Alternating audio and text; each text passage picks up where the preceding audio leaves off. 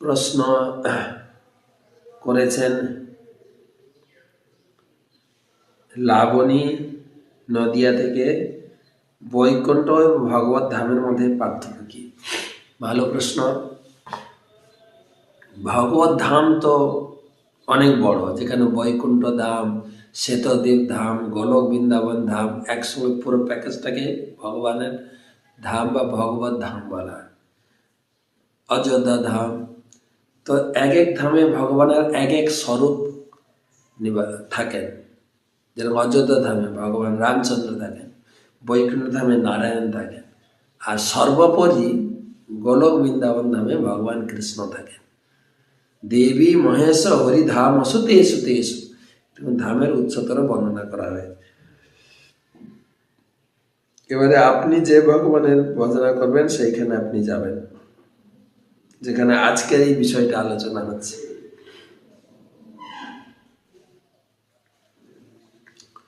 প্রশ্ন করেছেন মমতা ব্রহ্ম,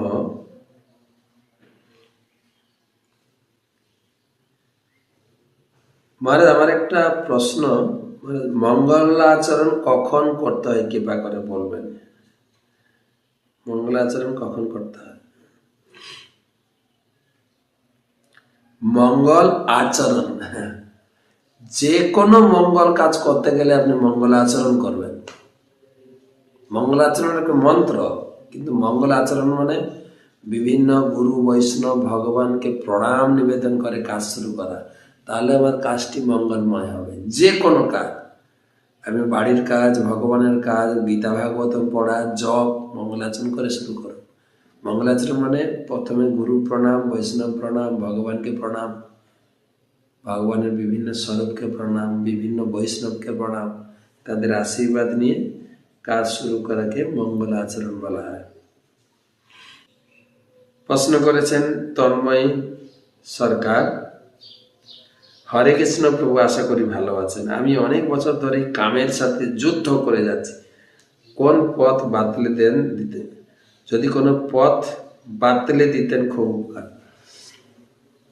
ভগবদ্গীতায় কামকে জয় করার ভগবান দিয়েছেন জ্ঞান, যে তুমি হচ্ছ তোমার শরীরের থেকে পঞ্চ ইন্দ্রিয় শ্রেষ্ঠ, ইন্দ্রিয় থেকে মন, মন থেকে বুদ্ধি থেকে আত্মা। শুধু উপলব্ধি করেন যে আমি পুরুষ মহিলা, এই আমরা পুরুষ মহিলা কেউ নই, আমাদের প্রকৃত স্বরূপ হচ্ছে আত্মা। এই পোশাক, এই শরীরটা হচ্ছে পোশাক, রক্ত চামড়ার তৈরি, পুতি দুর্গন্ধময় এই শরীর, এটা অনুভব করলেই হবে। একটা রাজকুমার একটা সুন্দরী মেয়েকে ভালোবেসেছিল, তার প্রতি আকৃষ্ট হয়েছিল। সুন্দরী মেয়েটি বলেছিল যে 1 সপ্তাহ আমাকে টাইম দিন, তারপরে আপনার সঙ্গে দেখা করবো, আপনাকে বিয়ে করবো। এই 1 সপ্তাহের ভিতরে বিভিন্ন প্রকার ডাইকুলাস ওষুধ খেয়ে বমি পায়খানা করে সব জমা রেখেছিল, আর শরীর একদম পাতলা হয়ে গেছে। তখন এসছে দেখা করতে 1 সপ্তাহ পরে, তখন বলছে আচ্ছা এখানে সুন্দরী একটা রাজকুমারী ছিল, আমি তার সঙ্গে দেখা করতে চাই। বলছে আমি চাই। বলছে না। বলছে হ্যাঁ আমি চাই। আপনি যে সৌন্দর্যতার প্রতি আকৃষ্ট হয়েছিল সেটা আমি পাত্রে ভরে রেখেছি, সেটা দিচ্ছি। বমি পাতলা পায়খানা তাকে দিয়েছি, এই হচ্ছে আমার সৌন্দর্য শরীরে। এটা যদি কেউ অনুভব করে তাহলে কামের প্রতি আকৃষ্ট হবে। তা আপনার প্রতি একটা নিবেদন, হরিনাম করুন, গীতা পড়ুন, ধীরে ধীরে এই কাম বাসনা, শরীরের ধারণা, জাগতিক আসক্তি থেকে আপনি মুক্ত হতে পারবেন। আর এই যতই কাম বাসনার প্রতি আকৃষ্ট হব, ততই এই জগতে জড়িয়ে কষ্ট ভোগ করব। গীতার একটা শ্লোক বলে দিচ্ছে, আপনি পড়বেন। গীতার 5ম অধ্যায় 22 নম্বর শ্লোক। দেহি সংস্পর্শ যা ভোগা দুঃখ জনয়ে এবতে। সংস্পর্শ সুখ, স্ত্রী পুরুষের মিলন সুখ দুঃখের জনি। জনি জানেন, যেখানে আমাদের জন্ম হয়েছে, মাতৃজনি। আর সেটা কোন জনি? দুঃখ জনি। সেখানে যখনই স্ত্রী পুরুষের মেলামেশা সুখ শুরু হবে তখন থেকেই দুঃখ চালু হবে।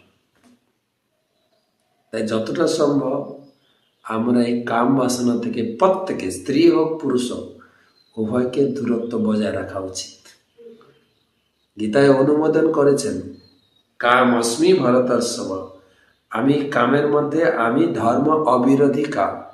কাম আমাদের উপযোগ করতে হয় কৃষ্ণ সন্তান লাভের জন্য। স্ত্রী পুরুষ মিলিত হবে বৈধভাবে, স্বামী তার নিজের স্ত্রীর সঙ্গে বা স্ত্রী তার নিজের স্বামীর সঙ্গে বৈধভাবে সন্তান লাভের আশায় মিলিত হবে। শুধু কাম উপভোগটা কেবল দুঃখের জনি, দুঃখ উৎপাদন করে।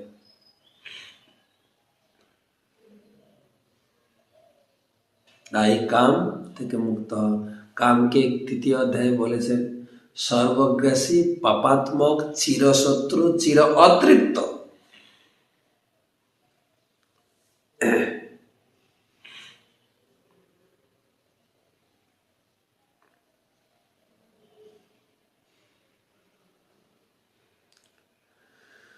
প্রশ্ন করেছেন মানিক মোহন দাস, বলরাম দেশ, বাহরাইন থেকে। অচিন্ত ভেদাভেদ মানে কি? হ্যাঁ, যেটা আলোচনা করছিলাম, অচিন্ত ভেদাভেদ।